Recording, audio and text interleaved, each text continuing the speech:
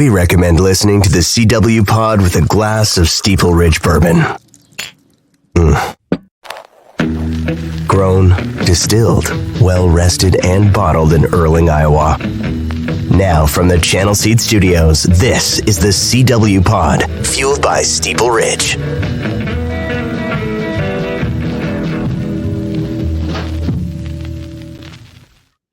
Oh boy, it's starting to get to be bourbon season, baby. Getting a little chill in the air. We'll warm up, a little Steeple Ridge. Welcome to CW Pod Week 2. Week 1 of the NFL season. And post Cyhawk, I thought it would be appropriate to get one Sage Rosenfels in to pick his brain on bad offenses and good quarterbacking in the NFL. How are you, my long-lost brother? You in Omaha right now? Yes, I'm in Omaha, ready to start the week. It's nice that school's back in and there's a little bit more of a regular schedule and, life's back to normal for me, I guess, which is still, I travel so much and I travel around, and I was in Europe for a couple of weeks this summer, a couple of weeks ago, bringing my son over to a semester in Bonn, Germany. So, you have to go over like 10 days before to drop him off. Right. So, so he's living there now for a while. He goes to school at Loyola Marymount in Los Angeles, and then he's doing his senior year fall semester abroad. And at his school, there's lots of options, but this is for the business college. This is their main option, which is in Bonn, Germany. He's not actually at a college. It's like a program. So he has some professor from his college, and then he has professors that are like German professors over there. So he's a business major, international business. And so this is a great experience for him. So that was fun bringing him over there, but I'm excited that I said school is sort of back in and life is a little bit more regular. Summer's a bit wild as far as my schedule, and I'm on the move and haven't done a podcast since probably, I don't know, what April. You're gonna get back May. into it. I had people asking me, and I was like, Sage is going to show up when Sage wants to show up, and when he does, he's going to bring it.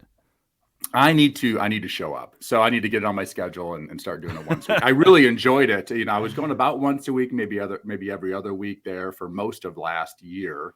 And I really enjoyed it. It was a great time for me to catch up.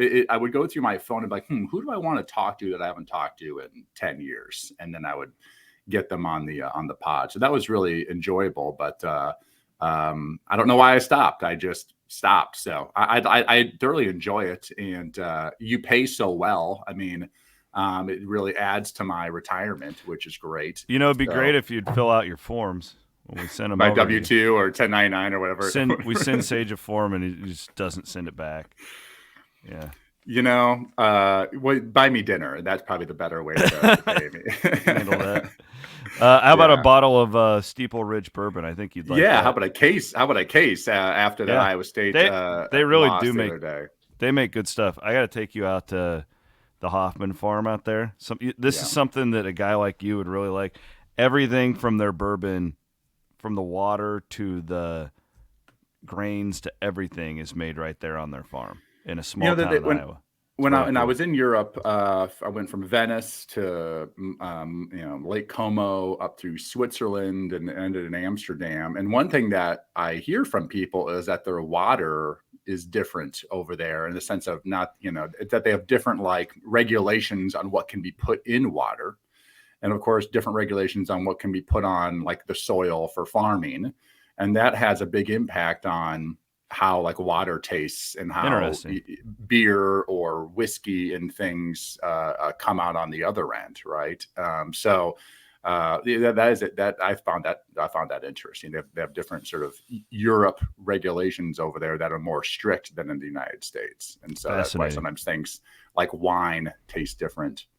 Sometimes like French wine or Italian wine tastes different than California wines. So, I'm looking forward to tasting this bourbon, though. I have heard people say when they go to Europe that the food is just so much like less processed, and it's just like a different experience.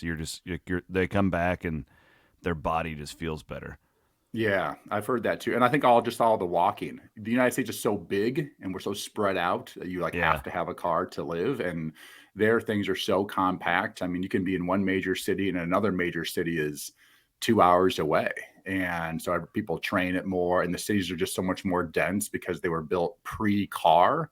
And most of the United States cities were sort of built and grew post-car when they were invented. And so, you couldn't have suburbs back in 1700 or 1800. There was just no way. And we've sort of created a civilization here in the U.S. where everyone wants to have a house and everyone needs to have a car to have a house. And that's sort of the way we do it. But it means you're in your house, you're in your car, you're at your work or school, you're back in your car and you're back in your house, and you're not walking nearly enough. So probably another reason that we're a little bit bigger here than they are over here. Let's get to the Cyhawk game. Now, you watched it on TV, right? I don't No, I was there. Oh, you made it. Okay. Yeah. Normally when you're there, you send me a text and we get together. Yeah, drove over. Well, it was a quick day. Drove over from Omaha here Saturday morning. Did you get stuck in traffic? No, it wasn't bad. Got there by 11:15, I think. I like the tailgate with Ryan Harklaw, who does of course the sideline stuff. His parents have had an RV since I was in school, and I didn't know this at the time, but that RV traveled to every away game, and all the parents, my parents and the other parents, sort of our class, that became like the hub of where everyone met up. So people would park in different spots and then meet up at the Harklaw's RV. And that still sort of is the tradition that we have. So I see a lot of the same guys I played college football with. It's our meeting spot. And it's in the RV park over there on the east side. And we took the bridge over and, went to the game with that experience. So I sat on the west side in the shade. Those early games, you gotta be strategic of where you get your seats, especially, if you don't have season tickets, especially if you have kids who don't want to be staring at the sun. So that east side was looking right into the sun, I would assume, most of the second half. We were on the west side and had a great view of the game. And it wasn't very fun as a quarterback and as an offensive guy, it wasn't a great game to watch. Well, I knew going into it, we all knew it was going to be a slog of a football game. It was very easy to predict. I guess my overall question is, Iowa State's offense, you could tell that Northern Iowa game, I mean, they were just trying to run the clock out. Basically, you only got off 45 plays. Like, they were not – it was just hard to get a lot from it. Where are you at on this new offense? I don't know if I'd call it new. It doesn't really look a lot different with Nate Scheelhaase running it. But I guess how optimistic or pessimistic are you heading into the rest of the season? And you talked about it with like Chad Greenway last year on your podcast. Like, Iowa's just different than anything you see the rest of the year. It's why, I would have liked to have seen them play better, but I also wasn't panicking after the game because I think that what Oklahoma State's going to look like a lot different than what Iowa will look like, and I kind of want to take a little time to see. But what did you think overall?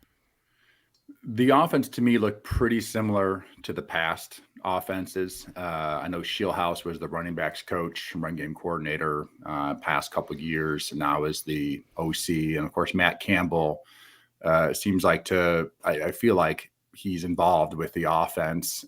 So from what I saw, you saw a lot of those sort of tight end shifts, fullback shifts, wide receiver motions over, and a lot of the similar plays we saw in the past. I haven't watched the film from details of the O-line and is the O-line coach better than before? That I can't tell. I did watch the first game on film, and that's where I started going into it. I was like, it looks pretty similar to 2 years past. I thought Rocco, I know he had a pick six. I thought he played pretty dang good in that game. You only can do what you're offered, and they're not asking him to throw deep post routes and a lot of goal balls, but for the most part, he's extremely accurate and didn't have a great running game to help him out. Didn't have a ton of time always back there. So I thought he did his job. He throws a great ball. It's tight spiral and spins and pretty dang accurate. And again, he had that pick six, but it's hard when you're a quarterback and you're asked to, I don't know how many times you threw the ball in that game. 44 times, and you make one real bad mistake, and that's the key. 9 drops. Yeah. So that was the part to me, and I don't know if it would have mattered, but I think it would have in the sense that like it got that game turned into such a like Iowa State didn't do anything for the longest. The first drive they went down the field, block, field goal. But like I just because you couldn't run the ball 2.8 yards per carry, like it was non-existent.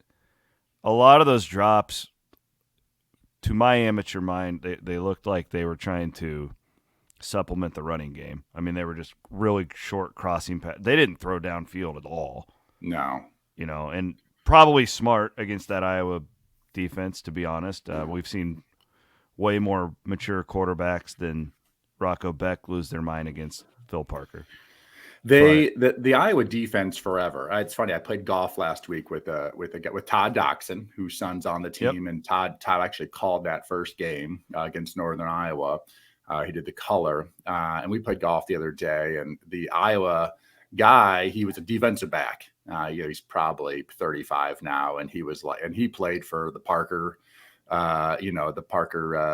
family, and he's like they're still playing the exact same coverage that we played. Cover 4, probably 80% of the game, and that cover 4. It is hard to throw the ball down the field because it's sort of 4 deep guys and keep everything in front of you.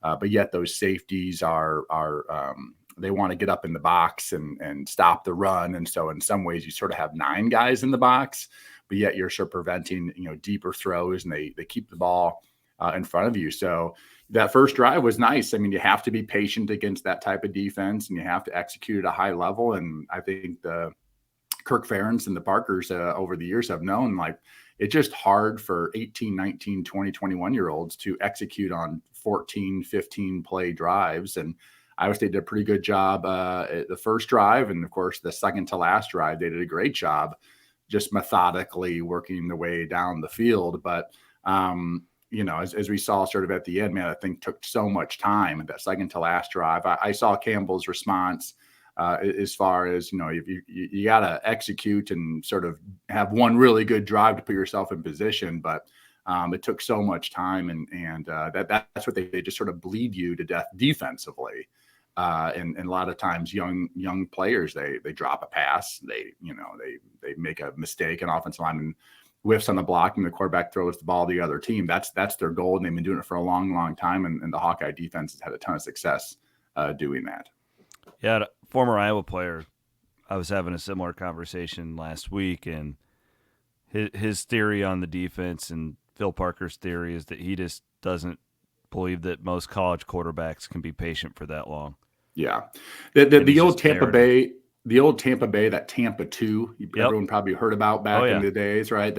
Probably the 2000s, really, when I was in the NFL, I would say from my rookie year, 2001, to maybe like 2008, 9, 10, you saw a lot of teams, I don't know, maybe a third or half the NFL teams that was definitely a part of their package. And the whole point was teams are just not going to go 15 plus plays and score a touchdown on you. So they might go 15 plays, but we're going to hold them out of the end zone. They're going to kick field goals, and it's just very hard to get big plays against. There's just no big plays against those types of teams. And it keeps the ball in front. Everyone on the defense in the secondary and the linebackers are always sort of have their eyes on the quarterback. And so you have a lot of helmets attacking the football, which means usually turnovers. You have 3 or 4 guys attacking some sort of shallow crossing route. At some point, that ball will come out. And so that bend, don't break defense is very, very effective.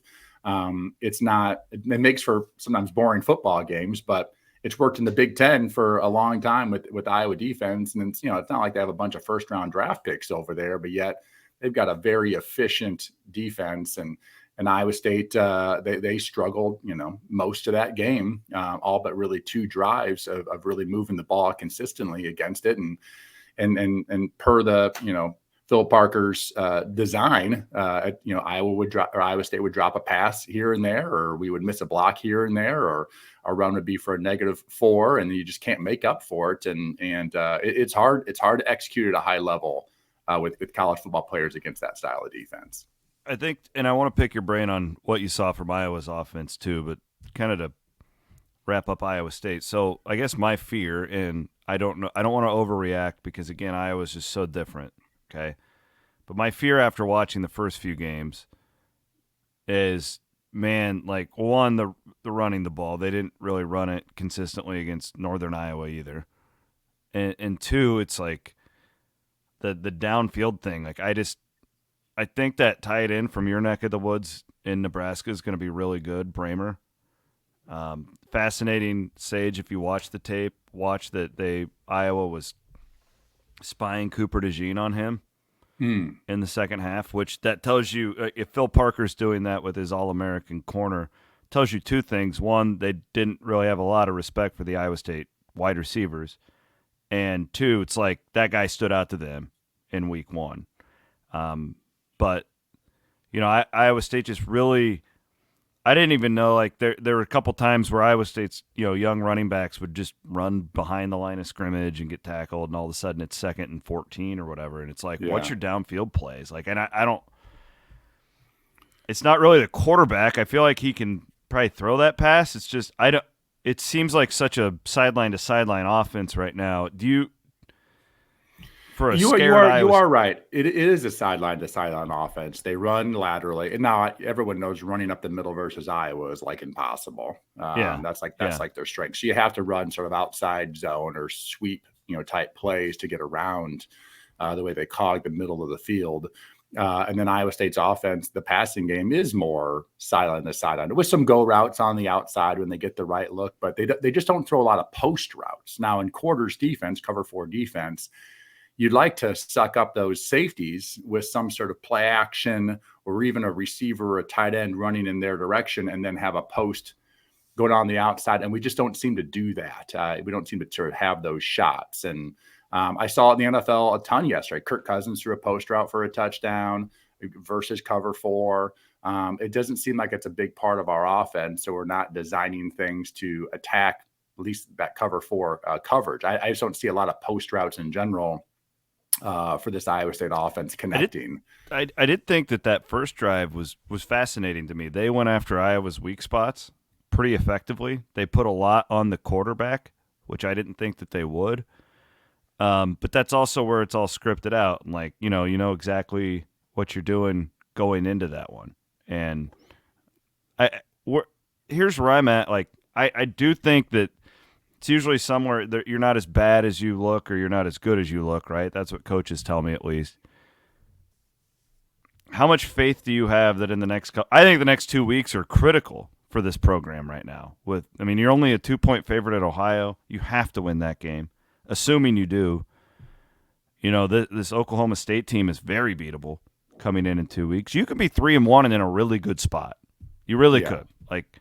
Man, if you lose one of the next two, wouldn't say the wheels are falling off, but then there's a lot of questions, right? And I guess where are you at? What's your faith level on this offense right now that it turns around to some? It doesn't have to be top 25, but they need it to be better than 125. Yeah, I think that's what's hard is the defense looks great. They look like they've looked for years now. Is just this attacking defense that's multifaceted and. They just do a fantastic job. And even when there are big plays, they make a tackle, then they held Iowa to a field goal, multiple times. And they just did a great job of keeping them out of the end zone for the most part. So you sit there and you've got this great defense, which is interesting because if you go through the history of Iowa State football, at least in like sort of the modern era, the Dan McCarney and beyond era, our defense has always been a struggle. It's been hard to recruit, top defensive linemen, and super fast, DBs that are going to get drafted. That's always been like a weakness. Those types of athletes are not in the Midwest all that often. But offensively, you could get offensive linemen, of course, quarterbacks, tight ends. You could get those players. And so I always felt like Iowa State's offense was always a little bit ahead of their defense for all those years. And then Campbell came in, and it seemed like the defense, especially the last 4 or 5 years, has been a really big strength. And last year, the best defense in the Big 12 conference. We're playing against schools with first rounders all over the place on defense. Mm-hmm. And of course we had Will McDonald, but we haven't had those types of athletes in the past. And here we are as a team, one of the best defenses really in the country. but the offense has really taken sort of a back seat to that. So I don't know if the word is discouraged, but man, it's tough for me as a quarterback, as like an offensive guy, to see, you know, my school with an offense that has struggled now multiple years in a row. And, you know, when Brock Purdy was playing, I was like, man, Purdy is exceptional out there. I know it doesn't look great. He might throw an interception or two in a game, but I feel like he's scrambling and making things happen. And when he does make throws, they're pretty dang accurate. And I just know, like, when I was 20 years old, I wasn't playing that well. You know, I wasn't out there hitting tight ends on dime routes, you know, on 20-yard routes down the seam very often. You know, it was running game, it was bootleg, it was some simple play actions, and then some 3-steps. And, you know, they ask a lot of their quarterbacks that, you know, for a young guy like Rocco to throw 44 balls against one of the best defenses in the country is asking a lot for a young quarterback. And so it's weird for me to have such a great defense, be relying on the defense, and have an offense that just seems like it's behind. One of the things that they do a nice job of is, you know, by the way, they formation things, they put tight ends and things on the outside sometimes, which allows your receivers to have good matchups on Iowa's linebackers. You saw that time and time again. You would see spread them out. And then the sort of the 5-yard or 7-yard out routes by those slot receivers, and in cover 4, the will linebacker has to cover a wide receiver. Well, that's a great matchup for Iowa State. And we took advantage of that all day, but they end up being 5-yard and 6-yard gains. And, you know, those don't go very far. They're nice plays, but they're not home runs, and they're not big plays. And at some point you do have to make big plays. You have to make a couple of big plays in a college football game. You have to have these explosive plays that are 20, 25 yards. You know, we used to have explosive plays that there were 15 plus on a running play. That's an explosive play. On a passing play, they had to be 20, 25 plus. You need 20, I think. You need a half dozen of those or so in a football game. And we just really struggled to get anything like that down the field. But again, that defense is designed to keep everything in front and minimize those explosives. And it's hard to be a powerful offense without explosive plays. Circus Sports Iowa is a proud sponsor of Iowa Everywhere. Went 3-2 in one of my millions this week, and Hassel and I are struggling. We got another game tonight on Monday Night Football. We'll tell you all about it on Thursday. Remember to download that Circus Sports Iowa app if you haven't already. We are in the Channel Seed Studios here on the CW Pod, which is presented by Steeple Ridge Bourbon, baby. It's good stuff. Get out there. Get really supporting a good local company. My guy Pat Hoffman, shout out to him and his beautiful wife. Really good friends for a long time and supporters of what I do, and I appreciate their sponsorship so much. The Iowa offense, Sage, and then I want to pick your brain on a couple of NFL storylines. It really doesn't look any different to me with Cade McNamara as the quarterback. He's just so much better than what Spencer Petras was. Yeah. I thought McNamara played pretty well. He throws a nice ball. He was generally on time. He hit the plays they needed to hit. He missed one. We had a receiver wide open, had the Iowa State DB burnt by 4 or 5 yards. But for the most part, you know, they hit a couple play actions where we hit made a tight end sort of down the middle. He did a nice job managing that football game. But, you know, it's the same Iowa offense from what I saw, just with a better trigger man that I think will be better for Iowa for the season. I mean, he's definitely an upgrade. He throws a spinning ball. It sort of throws it sidearm a little bit. He's not even healthy right now either. That's okay. He's got a quad deal he's dealing with. So he did what he needed to do, which was manage the football game. I mean, that was managing football right there. Stayed away from mistakes, had his running game, and just relied on his defense and did enough to win the game. But the shots that were there that he took, for the most part, he connected on, and that's what you have to do. You may only get 1 or 2 times where you get the exact right defense for the play called as far as taking one shot down the field. And you know, Iowa State on 3rd and 1s, they get aggressive. Those safeties really get up in there and leaves those sort of safety, the third safety a lot of times just one-on-one with the tight end with no help. And they did a nice job of connecting on those couple of plays. But to me, the Iowa offense will probably be the same Iowa offense or very similar, at least as far as conference and national rankings is concerned when it's all said and done. Now they may end up 8-4 again, but my guess is the Iowa offense will be, 100th in the country, and the Iowa defense will be 15th in the country. And that's the way it's been the last so many years. I think they're 10-2. I thought Saturday's game was critical for them. I thought it was a bad spot. Just felt like Iowa State was due to get one in Ames, and Iowa State made the big mistake. You can't throw a pick six against them. You can't have the blocked field goal against them. I think Iowa's in a really good spot going forward.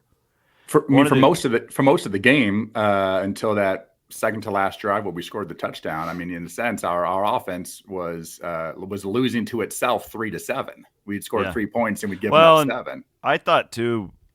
I refuse to criticize John Haycock. He's forgotten more about the game than I'll ever know. I thought Iowa State would bring more pressure early. That he does this all the time. I've interviewed him about it. He feels people out the first couple of possessions, sees if he can get pressure with 3. I thought with McNamara's injury, they would bring linebackers and safeties immediately. Maybe not as safeties because I thought they would be occupied with the tight ends. But once Haycock made that shift in the second quarter, Iowa really sans a really good drive. They had that killer drive in the third quarter that really ended the game. But I don't know. I still think Iowa State's 6-6. And I'm not really optimistic about the offense. I just think you have a kicker now, and with that defense, like they're just going to be in all these games. It's just like last year. The offense was bad last year, and you miss kicks, and you turn the ball. I don't think they'll turn it over as much this year. I think they'll be in these games. But do you agree with that? I think we're going to be in a lot of games, and it's a long season. The old Mike Krzyzewski. I texted Kevin Stefanski this morning. He's the Browns head coach. Of course, they got a huge win yesterday. I am just a fanboy of Kevin Stefanski. If you could get me like a Kevin Stefanski like autographed like helmet, like I wanted to trade Mike Zimmer back in the day so we could upgrade Stefanski to be the head coach. From offensive coordinator. I just love him. I love everything about him, how he built himself up in the industry. He's self-made. I love the guy. So, yeah, you could get me that for Christmas. Thanks. He's self-made, but like, we love meritocracy in the United States. We act like everything's a meritocracy. But to get your foot in the door in the NFL, a lot of times you have to have some sort of little in, right? And his in was his dad. Eddie Stefanski is like a 30-year NBA executive. Oh, I didn't know that. For a long time, he was the Philadelphia 76ers general manager, or president and general manager. Well, Brad Childress, of course, worked for Andy Reid for a long time. So when he's the head coach of the Vikings and he gets a phone call from Eddie Stefanski, hey, my son would like to be an NFL coach. And Brad made him he's like a water boy. Right? Well, not a water boy, but he was basically Brad's personal assistant, not like his secretary in the office, but like out of practice. The head coach needs anything. He gets a text from his brother, hey, I'm coming to town. He'll say this, Brad Childress would say to Kevin Stefanski, hey, I need a hotel for my brother. And Kevin would just go make it happen. Right. So his job was sort of just to do all the things that your traditional assistant or secretary. But then he worked his way up from there. Right. Then after doing that for a year or two, now he's like offensive quality control, working with the O-line. It's like, basically his job is just to do the work, but not actually coach. Like you're not really a coach. You're not a coach when you're quality control. You're doing the dirty work for the actual position. Yeah, you're coaches. Like cutting up film and That's right. Yeah, creating the play sheet of how practice goes and make sure it's all printed up correctly. That the offensive coordinator throws to you like, hey, print this up and make copies and laminate them so we all have them for practice. Right? Doing that type of work. You were on that Childress Vikings team, right? So that you knew Stefanski when he was just getting started. That's right. So he was the assistant quarterbacks coach, really quality control in our offensive room. Kevin Rogers, who was our quarterbacks coach, Darrell Bevel was the OC, and then Kevin was in the back of the room, with Favre and Tavares Jackson and myself. And so I've known him since he was sort of a nobody. Honestly. Sage, what a year, 2009. It was quite the year. Sage, Tavares Jackson, and Brett Favre. I mean, It's fucking incredible. Just knowing Favre now. Now the end of the spectrums of where Brett and I are, just And of like who we are. Yeah, I know you so well. But we're both from the country too. We're both like small towns sort of. And then you chuck in Travaris, the second coming of Christ, Travaris Jackson. Yeah, who's supposed to be the savior for Vikings football. Oh man, didn't work out. So anyway, Kevin worked his way up, and then at some point, when I was gone, he got I think running backs coach job, then tight ends coach job, and then quarterbacks coach job, and then OC, and then he gets made the head coach. Anyway, I texted him because they're 1-0 with a huge win against the Bengals, right? But at the end of the day, it's 17 regular season games. And I texted him a great Mike Krzyzewski quote, and that's going to go back to what we were talking about with Iowa State and Iowa is a season is a lifetime. Every single season is its own lifetime, right? You have different people, different coaches, different opponents. You're born, you live, you have ups and you have downs, and it comes to an end at the end of the season. And so it's a mix of a race and a marathon at the same time. And, with Iowa and Iowa State, we're 2 games in here. And so there's a lot left that we will have to just see. I do agree with you that we're going to be in 95% of the ball games this year and have a chance to win, all of them. We'll probably have a chance to win the vast majority of the games this year. Whether we do or whether we don't has a lot to do with, I think, how our offense executes as they go with a young quarterback and young running backs and just new pieces out there. Every single season's different. And so, as this offense grows and changes, I hope it does continue to evolve. We'll see. I promise you at week, what do they do? 13 weeks in college football, week 10, 12, 13, it's not going to be, it shouldn't be the same offense that it is now. It should grow. It should change. Some young athletes that we haven't even seen yet might start popping in a little bit. There might be an lineman change here and there. There's going to be injuries. You just can't really predict the future. And so I like us in, I said, have a chance to win all these football games, but we'll see what happens. Steve Loney, my OC when I was at Iowa State, his line for us that entire senior year, my entire senior year in 2000, was the difference between 4-7 and 7-4 is so small that if you blink, you'll miss it. So we just can't blink. And I think that is 8-4 and 4-8 actually is just a couple games. It's a couple field goals. It's a couple stops. It's a couple turnovers. Mm-hmm. So in that whole lifetime, there's really only maybe 10 plays that can completely change the outlook of your entire season. And for Iowa State, they need to make those plays this year and come out and get to a bowl game. And I think they can. I think they have the players. I really liked Rocco. I thought he did a great job. I know he threw that pick 6. I thought he did a great job in that game for a young guy. I think he's mobile. I think he's accurate. I think he's got definitely a strong enough arm, but he can't do it all himself. To ask a young quarterback to throw 44 passes against the Iowa Hawkeye defense and think you're going to win a lot of those games, that's tough to do. And he's dinking and dunking and do whatever he can, but he's got a really quick release. And to be honest with you, I think he's an upgrade on the quarterback from last year. I do. I think he may not be a pro prospect, but I think he's an upgrade on what Iowa State needs him to do. He can do that, and he seems like he's smart. His dad was the XFL coach in St. Louis. I've known Anthony for a long time, and long-time NFL tight end. And they always say quarterbacks and tight ends probably know the most about offensive football because tight ends have to know running scheme, pass blocking scheme, and of course route combinations that work against coverages. And so I think Rocco coming into college football was much better coached than most of these high school kids. I want to talk a couple of NFL quarterbacks with you.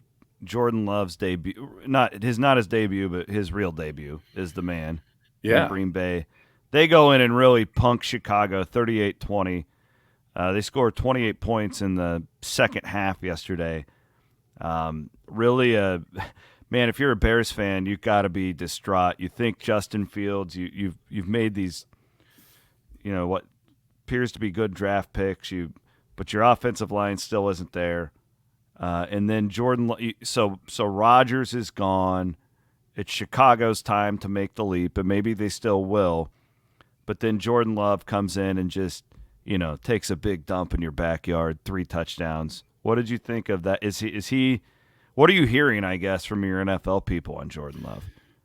Well, no one knows until you're actually playing the real games, preseason games, practices. I had heard good things that they liked him and that he was playing well. I think from what I saw yesterday, and I watched most of that game, at some point I had turned off because the Bears offense is just so terrible to watch. One, if you're a Bears fan, I'm sorry. I grew up a Bears fan. My dad's from Chicago, and they're going to be crappy. I just don't see them being good. But Jordan Love played not just well, I thought he played great in that game. He played loose. I think watching Aaron, how long was he behind Aaron? For 3 years, maybe? Yeah, 3 or 4 years, yeah. He was on the Matt Wells Utah State, because that was Matt's brother Luke was a coach for Paul Rhodes. So I know those guys and followed them. I watched most of Jordan Love's college games at Utah State, and he's and Matt has since been fired from Texas Tech after that, so it's got to be 4 years. It's been a while. I always thought it was a huge advantage for Aaron Rodgers that he sat behind Brett Favre for 3 years. Right? You see a guy who doesn't just go out and execute, but goes beyond that and is like one of the great playmakers of the quarterback position in NFL history. And then Aaron Rodgers became that, of extremely accurate and worked within the offense. But when things weren't there, he was like this magic man of so he saw that as a possibility. And I think Jordan Love saw what Aaron Rodgers did, both good and sometimes bad. Sometimes Aaron would try to do too much. And so I think that, if you went in there and Chad Pennington, remember old Chad Pennington, and that was your starter, you wouldn't have that watching practice, watching all these games. You wouldn't be seeing the starting quarterback creating magic like Aaron did for those years. Well, Jordan Love has seen a creative, exceptional quarterback in front of him, and now he is sort of stepping into that role, and that's how he played yesterday. He was loose. He bought time in the pocket. He didn't look scared out there. He was aggressive. He didn't miss very many throws. I thought he played great, and I think the Green Bay Packers are going to go from Favre to Rodgers to Jordan Love. And I think Jordan Love, at least one game in, looked really good. And I think the Packers are going to be, in some ways, I can't say it's an upgrade, but there's going to be way less focus on the quarterback and way more focus on the entire team. And I think a lot of times sometimes there's a burden to having a first ballot Hall of Fame quarterback, especially a guy who is a bit controversial off the field and is a bit of a distraction sometimes. And they've gotten rid of all that. And now they're just out there playing. And I thought Jordan Love played great. There's a couple quarterbacks that played great in week 1. Jordan Love was one of them. Tua down in Miami, actually I should say out in Los Angeles, that is where the Dolphins played. He played great yesterday, probably the best performance of his career. So the league has got definitely plenty of good young quarterbacks, and I think Jordan Love's going to be a good one. I love the NFL now, and it's just so much more modern than even that it was. Like, God, what the offenses since you've played, it's like archaic. Honestly, like it's just so much more like Big 12 15 years ago. It's just funny how this game shifts, because that used to be not manly or like wussy football when you would do that, and now you just the league's just so much more entertaining for me. Because I've always been a big college guy, and that'll never change. But I enjoy the NFL product so much more now because I used to just watch the Vikings. And I could just sit and I can't really do it because of work, but NFL Sunday, there's nothing like it now. I love the game now. I love the way everything has evolved. What I have noticed watching, of course, we haven't talked about Purdy yet, but watching San Francisco, and I tend to watch the teams where I know the coordinator or the head coach. So I'm watching San Francisco. I watch Green Bay, I watch Miami, sometimes the Rams. Those 4 guys are how I see football. But what they're doing and how the game has changed and dramatically changed from the early 2000s. I mean, it's not, you're right. It's like not even the same sport. is the early 2000s, a lot of these old NFL offenses, and it's changed a lot. But what fascinates it to me about those guys, McDaniel, Shanahan, LaFleur, McVay, the basic fundamentals of what they do is still the exact same things that we were doing in 2008 with the Houston Texans. Now they have jazzed them up, and they have created better creativity with motions. And of course, the jet sweep motions that go across the formations and cause some confusion. And RPOs are a much bigger thing now than they ever were before. But the basic fundamentals are still there. The way they use their tight ends, the way they use their splits by the receivers and tight splits to, you put a receiver in a tight split, he can still sort of run a widened out route. He can run a widened go route, a widened curl route, but he also can run corner routes from that spot. He also can go across the field and run shallow crossing routes and deep crossing routes, and you can run down the middle. The whole field opens up. And traditionally, when I got in the NFL, is you had sort of outside receivers and you had slot receivers. You had a slot receiver and a tight end, and you had two outside receivers. And when you're out by the numbers, you can't get to the other side of the field. So these fundamentals that I think we were one of the first ones to really get good at it, was put these guys in all these tight splits and stack splits. And it really causes a lot of problems for the defense. You get these like natural picks where you don't want, the defensive backs are in man-to-man, and they're sort of over the two guys in the stack, and how they're going to play it and how it's going to unfold and how you could take advantage of their techniques and cause guys to get sort of, rubbed and not be able to chase their guys, where they're trying to run through both their own defensive back and the other wide receiver. And meanwhile, their guy is run a shallow crossing route and they're behind. All those same things are still there. And that's what's fun for me, is that I'm seeing the foundation that was there in 2006, 7, and 8 with Kubiak and Shanahan and those guys in Houston. But I'm seeing, of course, a much more advanced version. But at the end of the day, it's like the fundamentals are still there. So it's still very easy for me to see how these plays unfold. What I love about it is you're talking to a Hal Mummy, Mike Leach disciple, okay? Like, those are my guys, and they have been forever. It wasn't since Leach got on Twitter and started making funny comments at press conferences. And I just remember so much, during when Leach in his final years at Texas Tech, when they were really good, Michael Crabtree and the Cliff Kingsbury and those types of years, and just when him and Gundy were really rolling, and Bryles was at Baylor, and just the national media and like Sabans of the world just hated it. These guys are ruining football, and now it's not the same. Like, the NFL's not running the same thing, but you look around at the guys who are playing quarterback now in the NFL, from Baker Mayfield to Brock Purdy to even Kenny Pickett to, Bryce Young to whoever. There's a million of them. They wouldn't have even sniffed the league 15 years ago. They make it better. That it's a better product because, and it goes back to my guys Leach and Mummy, and even to a point Dana Holgerson, and you're right, like those purist air raid guys.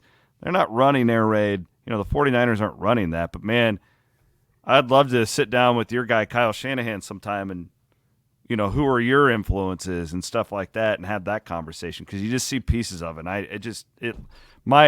My smile lights up like a Christmas tree when I turn on the NFL and I see that shit. I love it.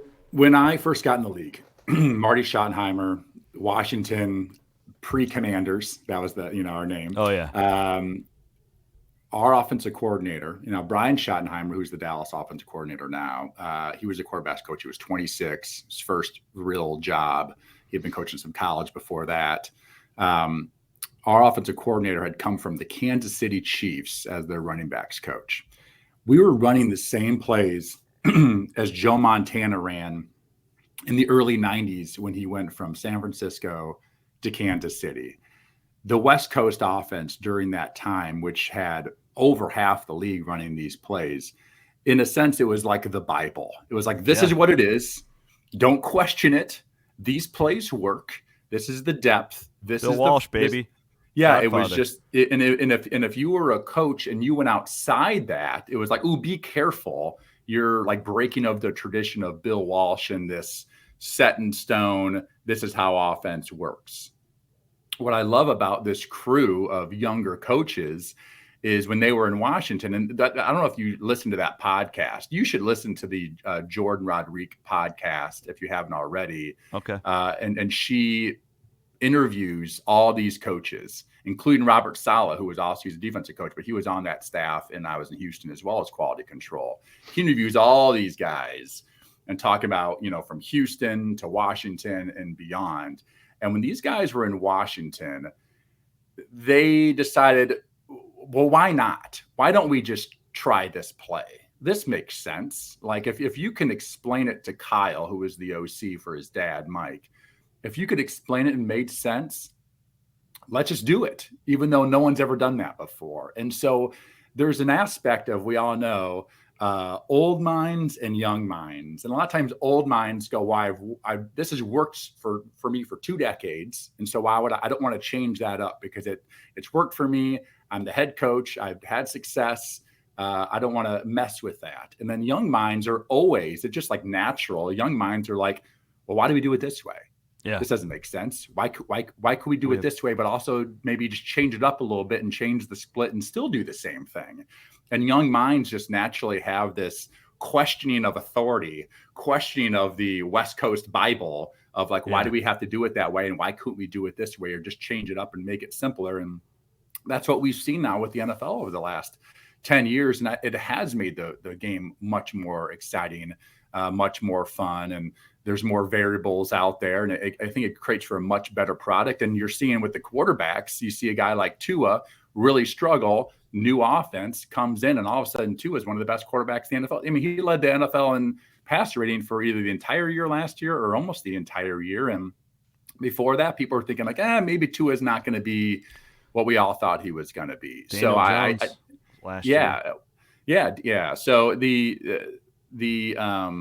I think those guys have really changed the entire game. And of course, now what you're seeing is coaches who have coached underneath them starting to move around, and they're starting, Arthur Smith in Atlanta, and they're starting to become head coaches or offensive coordinators in other places, because it's like, man, these guys must have the secret sauce, because nearly every single quarterback that plays in their offenses has the best years of their career. I mean, you see Brock Purdy go into San Francisco as a last pick of the draft rookie and excel, and now he looks like a Pro Bowl quarterback. He looks like a MVP candidate through week 1. I mean, Brock's just playing great, and so they must be complex in one way, but simple enough for a last pick of the draft rookie to pick up in 4 or 5 months and excel out there in the National Football League. There must be a simplicity to it. And that simplicity is what when I still watch these games, I still see that the basic foundation of it from what I saw in 2007, 2008. You got to get somewhere. One last thing I wanted to hit you on is Purdy. 19 to 29, 2 touchdowns. They kill Pittsburgh. Killed them. Game was never even close. So Purdy he continues to prove these doubters wrong, because last year it was like, well, he's just distributing the football. He's got the best roster in the NFL. How much of it is that still, Sage, and how much of it, like, I guess, like, he's not there yet, but let's say Brock's in a contract situation, like, where would he be right now? Because how much of it is him, right, and how much of it is Shanahan and the fact that you have Christian McCaffrey and Deebo Samuel, and right, like they made a big move. They traded Trey Lance, who they made a huge move to go up and get. They clearly love this guy. Where are you at on Purdy right now?